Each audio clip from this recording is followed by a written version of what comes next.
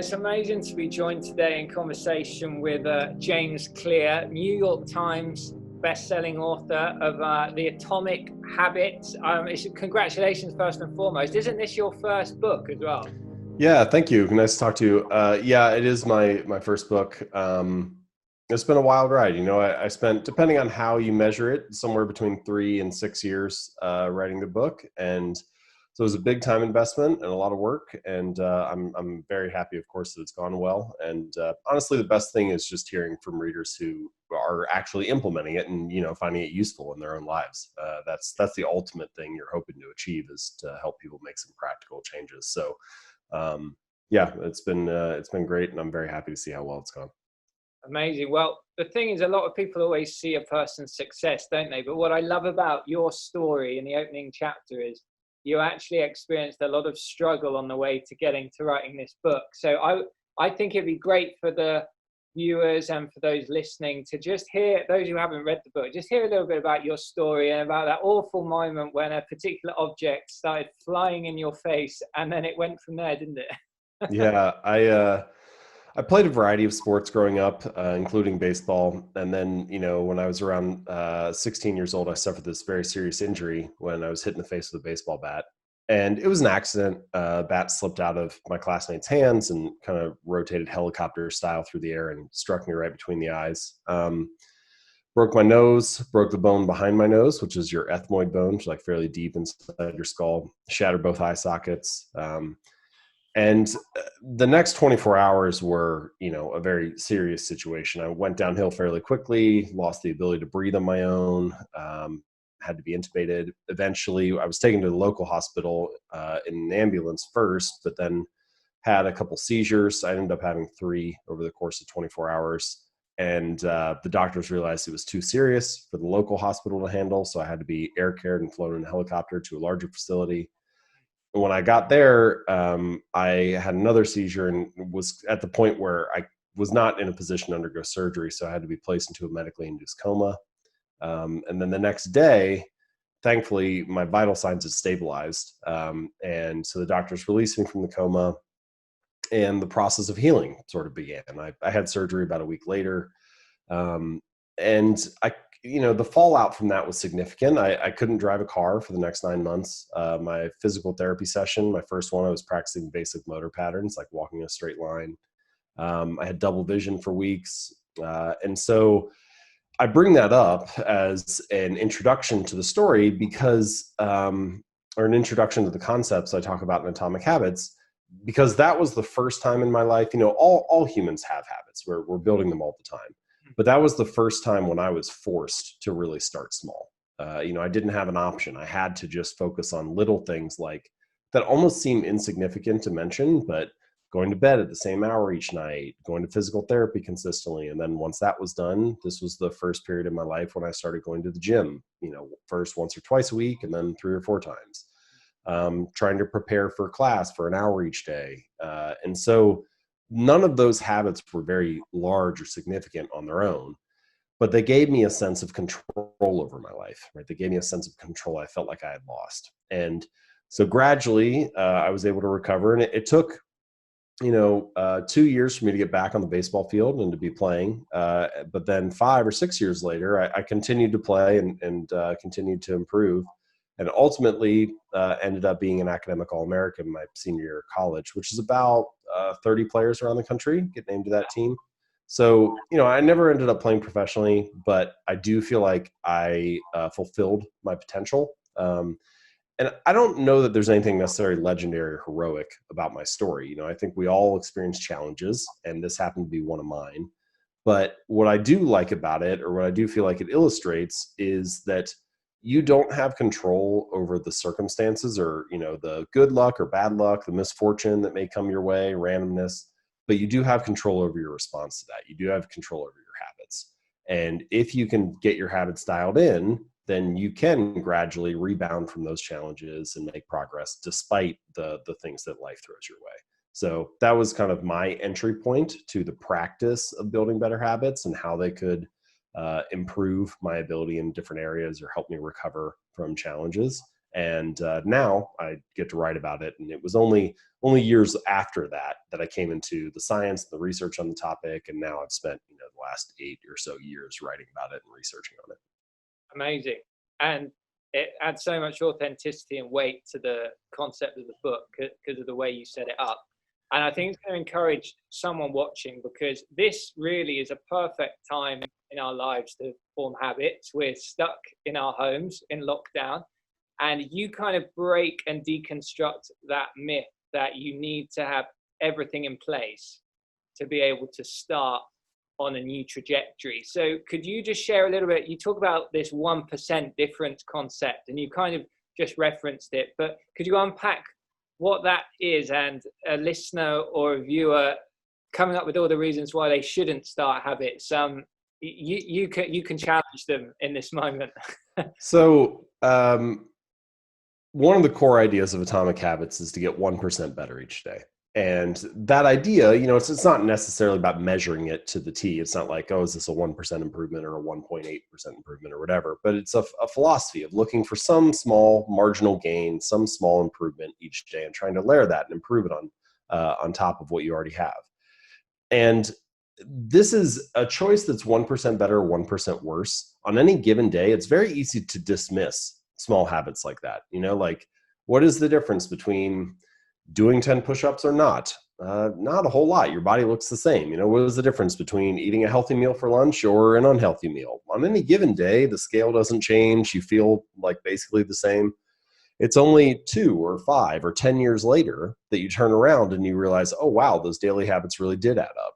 Mm-hmm. And this is sort of a hallmark of any compounding process, which is that the greatest returns are delayed.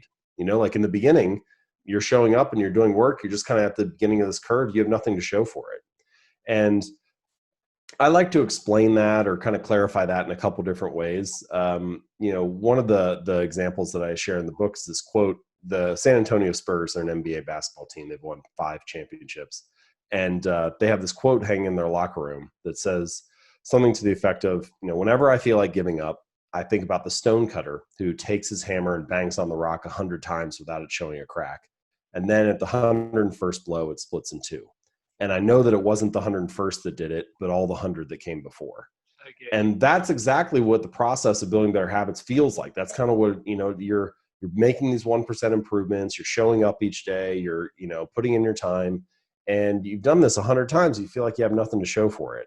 But then at some point, you sort of break through that barrier and you realize, oh, wow, this is actually getting me the results that I want.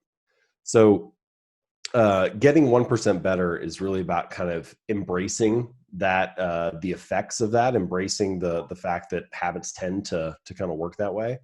And another way that I like to phrase it is that habits are the compound interest of self-improvement. The same way that money multiplies through compound interest, the effects of your habits multiply as you repeat them across time. And it's to such a degree that I think we could say, if you have good habits, time becomes your ally. All you need is patience. You just need to wait, and let it keep accruing for you. But if you have bad habits, then time becomes your enemy. Every day that clicks by, you dig the hole a little bit deeper. And so really what we're talking about here with this idea of getting 1% better is focusing on trajectory rather than position. Like we often talk about position in life. What is my current weight? How much money do I have? How stressed do I feel? What is my title at work? And we're focused on increasing or improving those things. I want the scale to go down. I want to get a promotion. I want more money in the bank account, et cetera.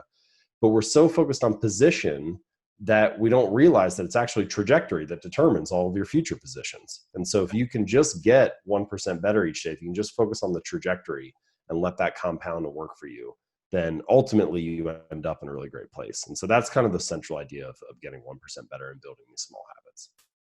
I love that. Do you think that's a challenge for a culture that's so focused on destination addiction? Because you talk a lot about the process being the reward, and right, rather than getting there and then thinking, yes, that's when I'm going to be a healthy person. That's when I'm going to eat well. Like the process you talk about changes you, doesn't just change the outcome of the goals you're pursuing. Right. So these are 2 of the other core ideas that are in Atomic Habits. So one of the things that you're mentioning, we live in a very outcome-focused society, and part of that is, social media, I think, exacerbates it. We see everybody's outcomes on social media. But the news cycle is like that too. You only hear about something once it's an outcome. Like you're never going to hear a writer sits in his office and works on the next chapter, right? Or like is halfway finished with the script. It's like, no, it's only a story when book is a bestseller or show is a Broadway hit. Like you only hear about it after the outcome. So I think partially because we see outcomes all day long, we tend to overvalue them, whereas the results of success are often highly public and visible, whereas the process behind success is often invisible and hidden from view. And so I think that leads to us undervaluing that process. And this is, in the book, I describe it as I kind of like this encapsulation of it, which is you do not rise to the level of your goals, you fall to the level of your systems, right? And so we so often, your goal, if I want to like rephrase that a little bit, your goal is your desired outcome, right? So what we're talking about right now, people see all kinds of outcomes that they desire. But your system is the collection of daily habits that you follow. And if there's ever a gap between your system and your goal, if there's ever a gap between your desired outcome and your daily habits will always win, right? Like almost by definition, your current habits are perfectly designed to deliver your current results. Or we could say like, whatever habits you've been following for the last 6 months, whatever system you've been running recently has led you to this point that you're at right now. And so we also badly want the results to change, the outcomes to change, but really the results are not the thing that needs to change. Really, it's the system behind the results, the habits behind them. And in fact, most of your outcomes in life are sort of a lagging measure of your habits. Like your bank account is a lagging measure of your financial habits. Your physical fitness is a lagging measure of your eating and training habits. Your knowledge is a lagging measure of your reading and learning habits. Even, like the amount of clutter on your desk at work or in your garage at home or something, that is a lagging measure of your cleaning habits. Like all these outcomes are sort of, they naturally follow from the habits that precede them. And so it's sort of like, fix the inputs and the outputs will fix themselves. And so that idea of you do not rise to the level of your goals, you fall to the level of your systems is a way to, I think, encapsulate that thinking and just refocus you on the process. And ultimately, as you mentioned, focusing on the process and sticking to those habits starts to reinforce a certain identity. And then you start to become that kind of person. And that, I think, is when habits really start to stick. That's amazing. Now, we more than ever are going to be influenced by the environment we're in, particularly right now, because we're stuck wherever we live, in a flat, in a house, or with your flatmate, your family, whoever it is, on your own. We are pretty much directed and influenced by our environment. So can you speak a little bit into the power of our environment in helping form habits and encourage and promote us sticking with those habits? Yeah, this is a great question. So anytime the environment changes in a big way, behavior changes in a big way. And part of the reason for this, usually the definition of a habit is something kind of like, oh, it's a behavior you've repeated enough times for it to be more or less automatic, or, it's something that you kind of do on autopilot. And that is true. That's one good definition of a habit. Another way to think about or kind of define a habit is a behavior that has been repeated enough times that it's like tied to a particular context. So like your habit of watching Netflix might be tied to the couch at 7 p.m. or your habit of journaling might be tied to the coffee shop across the street from your office at 10 a.m. And so these behaviors start to get linked to the places where they occur again and again. And so for that reason, environment design, which is this concept that I kind of lay out in Atomic Habits in a little more detail, is a good strategy for adjusting behavior, because it's just saying, I'm going to optimize this environment to make it easier for a certain behavior to happen there.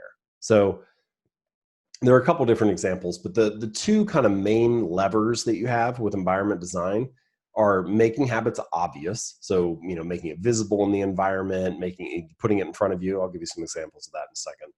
And then the second strategy is making it really easy, removing friction, reducing the number of steps. And by doing those two things, you increase the odds that you're going to follow through on the behavior. So a couple examples. Like, all of us, I'm, kind of locked at home right now, spending more time here than usual. So I have wanted to spend a little bit of that additional time building a reading habit. And so I've done a couple different things. Right next to me here on my desk, I've got 6 books sitting next to me, just kind of stacked around here, you know, and I can pick one up or whatever whenever I'm interested. I have a couple, 2 or 3 by my bed. And then I've got a few more in the living room on the coffee table and stuff. So I'm just sort of sprinkling them around, again, making it more obvious, making it easy to pick a book up. Second thing that I did is I moved Audible to the home screen of my phone. So the first app that I see when I open up my phone is a reminder to read. And then the third thing is usually when I'm on my computer, I spend most of the time in the browser. And I've got like 2 or 3 tabs open that have to do with work, you know, Gmail, Asana, something like that. And then I have like another 10 or so that are articles that are either I'm in the middle of reading or I want to read soon. And so whenever I get distracted, I've got something right there that I can just click on and read. And so again, the point of this, whether we're talking about the physical environment where you live or work, or the digital environment, the screens that you're looking at a lot, you want to try to make the good habit the path of least resistance. And the more that you can do that, the more you realize that, or the easier it becomes to slide into those good behaviors. I do want to mention one more thing, which is you can also invert that strategy if you want to break a bad habit. Just by removing things from the environment, by making them, instead of making it obvious, you want to make your bad habits invisible. And instead of making them easy, you want to make them difficult, increase friction. So a couple examples here. I have begun leaving my phone in another room until lunch each day. So it kind of gives me 3 to 4 hours in the morning where it's not in my environment. And if it's next to me, I'm like everybody else, right? I'll check it every 3 seconds, right? Just because it's there. But if it's in another room, it's only about 30 seconds away, but I never go get it. And it's always a little weird to me because I'm like, well, did I want it or not? You know, like in one sense, I wanted it bad enough to check it every 30 seconds when it was next to me. But then in another sense, I never wanted it so bad that I would spend a minute walking down, you know, to a different room and getting it. So a lot of habits are kind of like that. If you just add a little bit of friction or you remove them from the environment a little bit, you'd be surprised the degree to which they can be curtailed. Another example, if I open up the fridge, I have a 6-pack of beer in like the door or something, I'll grab a beer just right there for dinner just because it's there, right? True. But if it's in the fridge and it's on like the lowest shelf and it's tucked all the way in the back where I can't see it when I open the door, I got to like bend down to look at it. Sometimes I'll forget that it's there for weeks, you know, and it's like, you know, if it's obvious, I drink it just because it's right there. If it's not, then it like falls by the wayside. And of course, strategies like that, you know, I'm not recommending this as a treatment for like addiction, right? That's not going to solve that. But there are many behaviors where you just sort of do it because of how it's presented to you. And so you want to, as best as possible, you want to present yourself with good options and good choices, make those obvious and easy, and then take the less productive or unhealthy options and make those difficult or invisible. And the more that you do that, no single change will radically transform your behavior, but the collective impact of making 10 or 20 or 50 changes like that, then suddenly it becomes much more easy to be healthy and productive. Based on the people that you've been exposed to since publishing your book and the experiences you've had with high performing people, what has been the main habit that you've watched or witnessed, or the one thing that they have in their lives that enables them to be great and not just good? Yeah. Well, so a couple different thoughts here. First, I think success is rarely the result of one thing, but failure can be. So as an example, That's really sleep. Getting good sleep is not going to make you successful on its own, right? Like it just kind of primes the pump and puts you in a good position to be productive the next day. But getting a terrible night of sleep or not sleeping at all is enough to derail the entire next day. And so you can have a single point of failure, but you rarely have a single cause of success. And so if you look at successful people, what you usually see is they're doing a collection of things, you know. And that said, there are some what I would categorize as like meta habits that sort of are one class above most of the more detail-oriented things that you're doing. And successful people tend to kind of check those boxes.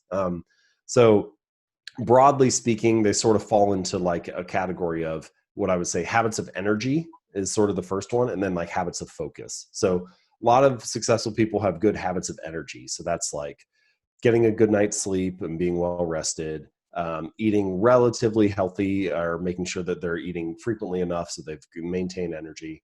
And then also some form of exercise, movement, whatever. It's kind of like, of course, running a marathon would wear you out to the point where you can't run for or can't move for like a week. But aside from those extreme examples, usually moving actually kind of gives you energy rather than taking it away. Yeah. So those are sort of some habits of energy most successful people have dialed in. And then there's like what I would call habits of focus. So leaving my phone in another room until lunch. That's like a good example of a habit of focus where they're doing these things to remove distractions from their environment. For most of human history, information has been scarce and hard to find. And so the skill was discovering useful ideas. Now, in modern society, we're in this weird situation where information is abundant. It's almost like this fire hose that you like can't turn off. And so now the skill has gone from finding information to curating information, to getting rid of the noise. And so I think a lot of successful people in modern society have this ability to prune out what doesn't matter and to focus on what does. And so I like to say, like, focus is the art of knowing what to ignore. And knowing to ignore all of those different inputs is probably a common quality that those folks have as well. So that's kind of like the general habits they're focusing on. There is one strategy that I don't think most successful people would explain it like this, but when you look at how they act, it's very common, which is when you're building habits, it's nice to get a streak going. You do something 5, 6, 7, 8 days in a row. And building a streak is motivating, but then inevitably something happens and breaking a streak is demotivating. You feel like you lost your progress, whatever. But one of the philosophies that I like to keep in mind is never miss twice. And so it's like, I wish I hadn't broke my diet, but never miss twice. Let me make sure the next meal is a healthy one. Or I wish I hadn't missed the deadline for publishing a new blog post, but never miss twice. Let me make sure the next day I get one out, or whatever it is. Whatever you're trying to stick to. And what you see is successful people, whether they use that phrase, never miss twice or not, to describe it, they exhibit that behavior a lot. They recover from mistakes very quickly, more quickly than most. And we all sort of implicitly know this, which is that it's never the first mistake that ruins you. It's like the spiral of repeated mistakes that follows. It's letting slipping up become a new habit. That's the real problem. And so if you can never miss twice, then that really helps. Sorry, what's that? It's like death by 1,000 paper clips or 1,000,000 paper cuts, isn't it? Right, exactly. And never miss twice kind of helps you recover from that. So those are some qualities that I think I have seen in some of the successful folks and companies I've worked with. That's really helpful because through these series of talks, we've interviewed leaders from a kind of plethora of different areas of influence. And one thing I've picked up is they're not faking it until they make it. They're very much embodying what they're saying. You're doing that as well. And I think it's got a lot to do with what you say in the book about our habits and the process of them literally becoming part of our identity. And I love to camp out on this because I think this is so powerful, this concept of you're actually becoming, you're not just being healthy, for example, you're becoming a healthy person. And I think that will really inspire someone to realize you're not just aiming for a goal, you're trying to change and transform who you are. Yeah, I'm glad you brought this up. This is, I think, the ultimate reason that habits really matter. We talk about habits as this pathway to external results a lot. Oh, better health habits will help you lose weight, or it'll help you make more money, or it'll help you reduce stress. And it's true. Habits can do all those things. They can make you more productive and healthier and so on. And that's great.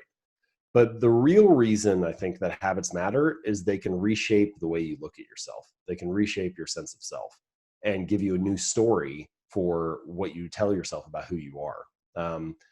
And the way to think about this is that your habits are sort of how you embody a particular identity. Like every day that you make your bed, you are embodying the identity of someone who's clean and organized. If you do one push-up, you embody the identity of someone who is an athlete. If you write one sentence, you embody the identity of a writer.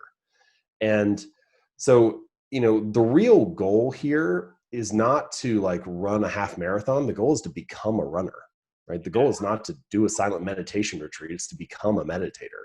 And so in that sense, true behavior change is really identity change, because once you've become that kind of person, you're not even someone who is signed up for a half marathon. They might train because they have the race coming up, but someone who assigns the identity to themselves of I'm a runner, they'll train whether they have a race or not. That's just part of what they do. And so once you have adopted an identity, once you take pride in a particular aspect of your identity, it becomes much easier to stick with the habit, because it's like, no, this is just who I am. So this comes back, I think, to the reason that habits, small habits, are so powerful, even though they don't seem like it, which is that they provide evidence for being a certain type of person. And so, you know, in a sense, every action you take is like a vote for the type of person you want to become. And the more that you do these little actions, the more you cast votes for being, having that identity, for being that type of person. So no, doing one push-up does not transform your body, but it does cast a vote for, I'm the type of person who doesn't miss workouts. And no, writing one sentence does not finish the novel, but it does cast a vote for, I'm a writer. And eventually, as you keep casting votes and showing up in these small ways, you build up this little pile of evidence. And it doesn't need to be, it's kind of like any election. It doesn't need to be unanimous. You just need a majority of the votes to win, right? You just have to build up enough evidence to believe, yeah, this is part of my identity. And I do think you mentioned, I do think it is a little bit different than what you typically hear, like fake it till you make it. I don't necessarily have anything wrong with fake it till you make it. It's asking you to believe something positive about yourself, but it's asking you to believe something positive without having evidence for it. And we have a word for beliefs that don't have evidence. We call it delusion, right? Like at some point, your brain doesn't like this mismatch between what you're saying and what you're doing. And what I'm arguing for is the opposite. Instead of starting with a new belief and hoping that'll change your behavior, my argument is start with a small behavior that reinforces that belief, that proves that you are that person.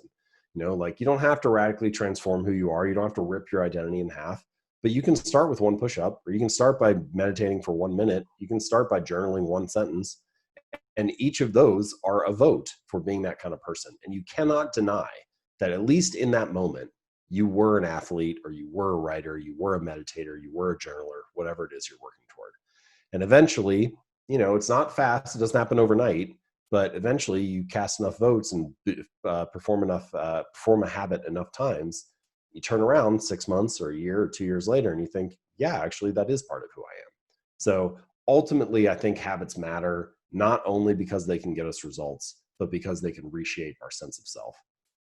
That's brilliant. And we wouldn't verbalize this so candidly as a people group, but we are attracted to rewards. We do things because we want a reward at the end of them. It's just the way we're wired. And I love that you drill down on that. And actually, part of the process of forming these habits, you talk about essentially rewarding yourself at the end of what you've done, so that there's almost like a trigger in your mind to associate the activity with the reward. Could you just unpack that a little bit? That's brilliant.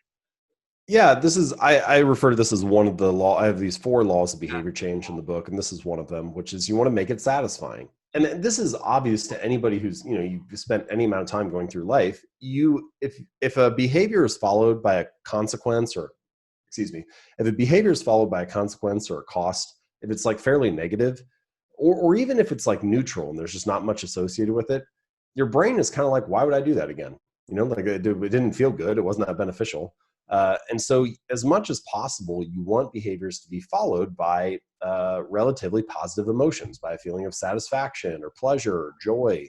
And the more that a behavior is associated with that feeling, the more you're going to want to return to it and repeat it. And there are a couple different strategies that you can use for this. So the first is choose the form of a habit that is most enjoyable to you. Like, let's take exercise. There are many different types of exercise. Not everybody has to be a bodybuilder, right? Like you can do kayaking or rock climbing or cycling or go for a hike. Like pick whatever is interesting and enjoyable to you. The same thing is true for reading. So, you know, if you're trying to build a reading habit, don't judge yourself for not reading certain types of books, right? Oh, I'm not reading the classics, so that must mean I'm not very high-minded, or, oh, I'm not reading nonfiction, so I must not be that practical, or whatever. Don't just read whatever you're excited about. If that's fantasy novels, then read that. If it's romance novels, read that. If it's nonfiction and you're like me, then read that. But whatever it is, find books that help you fall in love with reading. And then once you fall in love with the habit, then it's easy to branch out and add a new one in every now and then or something. So the point of all this is that you want to find behaviors that you can fall in love with. So that's the first thing. The second thing, and this is, I think, such an important influence, has such an important influence on your habits, that I refer to it in the book as the cardinal rule of behavior change. And the cardinal rule of behavior change is that behaviors that are immediately rewarded get repeated. Behaviors that are immediately punished get avoided. And the key word there is the immediate part. It's really about how you feel right when you do the behavior. And this, I think, is a good way to distinguish what is a good habit and what is a bad habit. A lot of people are like, well, if it's a bad habit, why would I do it? Like, if it's so bad for me, then why do I keep coming back to it? And I think the answer is behaviors produce multiple outcomes across time. And for a lot of your bad habits, the immediate outcome is actually kind of favorable. The immediate outcome of smoking a cigarette is maybe you get to socialize with a coworker, or you curb your nicotine craving, or you reduce stress. It's only the ultimate outcome that's unfavorable. With good habits, though, it's often the reverse. Like, the immediate outcome of doing 3 workouts in a week is like kind of unfavorable. If anything, you're sore, your body hasn't changed, you don't have anything to show for it.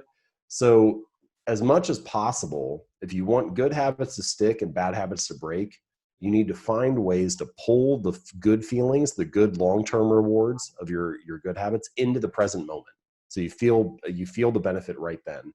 And the long-term consequences of your bad habits into the present moment. So you feel a little bit of the pain and you pay that cost right then. So there are a variety of ways to do this. In the case of a bad habit, like let's say sleeping in, if you set your alarm for like 6 a.m. and you're like, all right, I'm going to get up and go for a run. And then 6 a.m. rolls around and you're like, well, my bed is warm. It's cold outside. Maybe I'll just press snooze. If you want to avoid that, then you could like text a friend and say, hey, let's meet at the park at 6:15. Well, now 6 a.m. rolls around and your bed is still warm and still cold outside. But if you don't get up and go for a run, you're a jerk because you leave your friend at the park all alone. And so suddenly that behavior of sleeping in has an immediate cost. And so you've fast forwarded the usually, if you were to just sleep in and never work out, it would take 2 or 3 or 4 years before you start to feel that cost, right? The pain of not moving.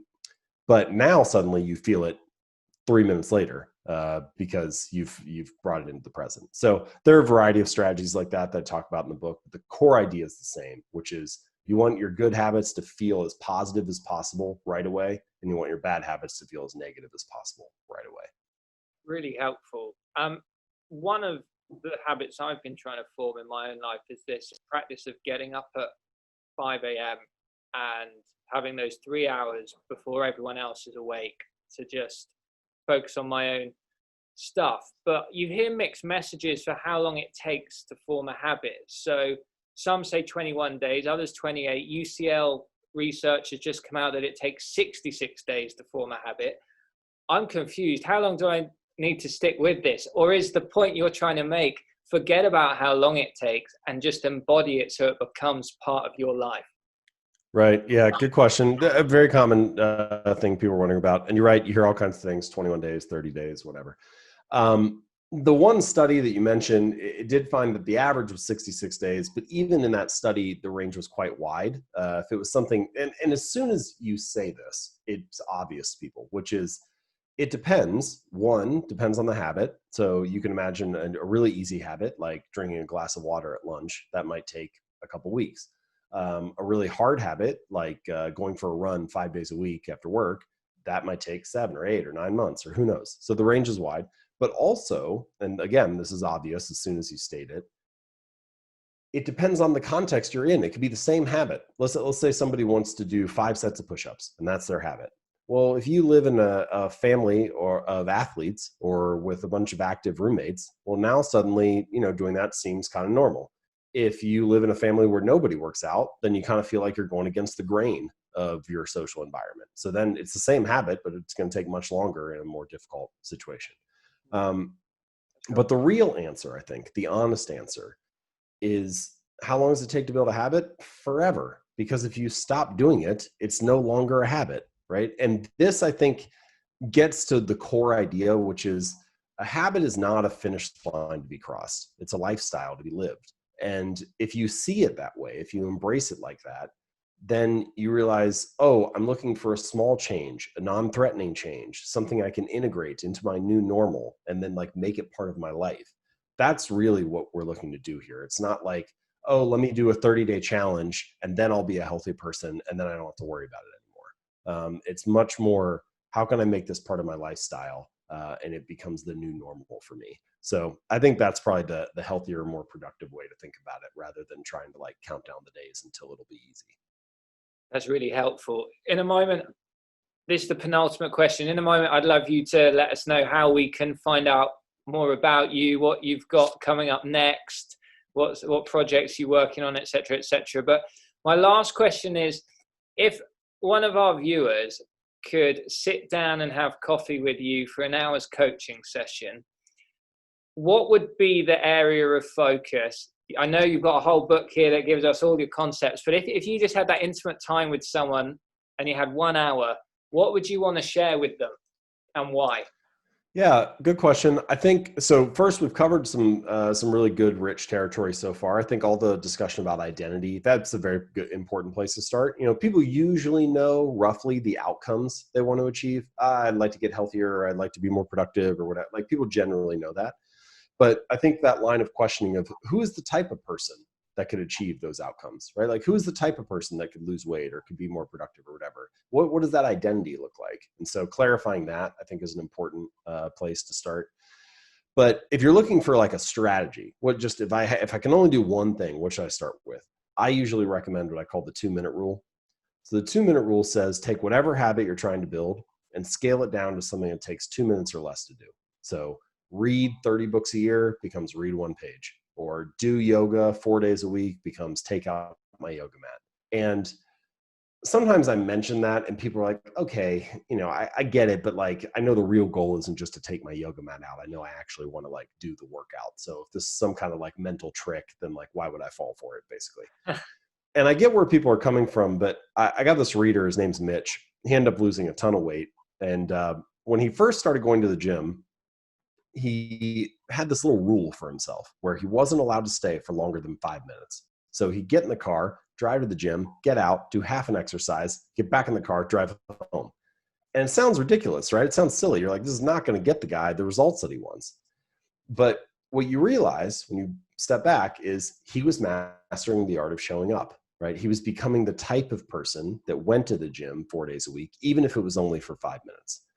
And this, I think, is a much deeper truth about habits, which is that a habit must be established before it can be improved, right? It has to become the standard in your life before you can optimize it and scale it up or expand it into something bigger. And for whatever reason, when we think about changing, it's easy to get excited, and we get so wrapped up in trying to find the perfect business idea or the best workout program or the ideal diet plan. We're so focused on optimizing that we don't give ourselves permission to show up, even if it's just in a small way. But if you can't master the art of showing up, there's no raw material to work with. There's nothing to optimize. It's just a theory. And so I think the 2-minute rule kind of helps you get over that hump and start integrating a habit into your life, making sure it gets established, and then you've got a bunch of opportunities for improving. So I think kind of those two, the identity line of questioning and then the 2-minute rule, those are good places to start. So good. Thank you, James. And obviously the first thing I'd recommend to viewers is to pick up the book probably on Amazon. That's probably the best place, isn't it? Atomic Habits. But how can people find you, and what have you got coming up, James, that we can keep an eye out for? Yeah, thank you. So if you want more information on the book, you can, as you mentioned, it's on Amazon, all bookstores. You can just go to atomichabits.com, and you'll be able to find all the links and everything there. If you'd like to check out some of my other work, it's just at jamesclear.com. And aside from the book, I'm probably best known for my weekly newsletter.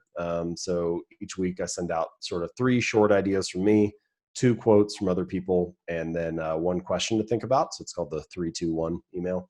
and it takes 5 minutes to read. And I think we're well over 700,000 subscribers now. So you can check that out at the website and just kind of poke around too. I've got articles organized by category. So if you want, you can click around and see what's interesting to you. But anyway, you can find all of that at jamesclear.com.